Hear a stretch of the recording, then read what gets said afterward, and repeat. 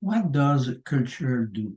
It complements nature, but by determining it, it makes natural operations more efficient, but by specifying their process, by setting appropriate ways of doing things. In doing so, it eliminates other possible ways, not all necessarily inadequate, but efficiency is at this price. As long as there is openness to several ways of doing things, there remains hesitation, confusion when it comes to acting. Michelangelo, for example, stands in front of a block of marble that could become David, Moses, or anyone, but then has nothing beautiful.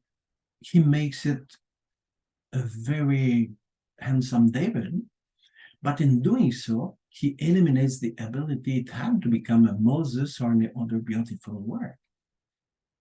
Similarly, a language gives us a large vocabulary with a regulated pronunciation, arrangeable according to a specific syntax in order to express any idea.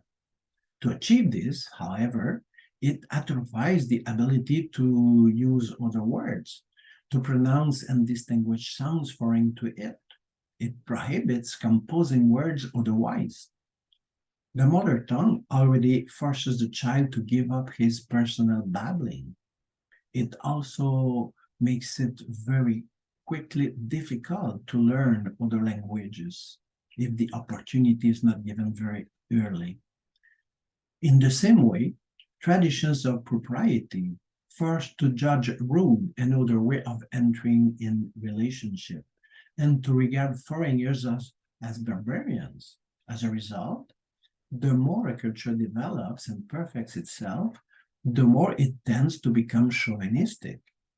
Its richness is to provide, says Emil Durkheim, the cardinal notions that dominate thought, notions of cause, law, space, number, notions of body, life, consciousness, society.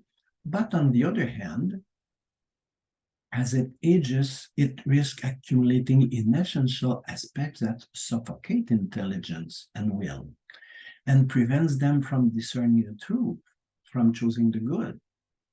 A culture remains healthy insofar as it most determinedly fixes the most essential notions and processes, those most required by nature, and knows how to renounce the most optional in order to adapt to the circumstances of situations and people.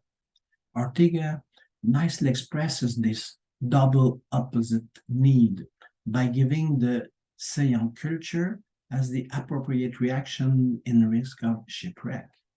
We must then keep only the essentials. Attaching oneself to trinkets will make to perish. True culture focuses only on truly fundamental tools, customs, and ideas. It sorts out, exercises discernment. In order not to sink, you have to swim, which means you must repeat the same movements of arms and legs. Always keep yourself in a position to breathe. This reaction against one's own destruction, this perpetual return to the beginning in order to survive, this is the true culture. Without it, we sink.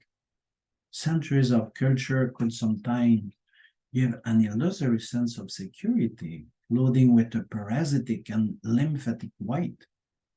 It is therefore salutary to subject culture itself to the test of shipwreck, because what in culture makes it possible to avoid shipwreck is the vital, what gives meaning to choices, to freedom, that is to say, above all, natural law, ethics,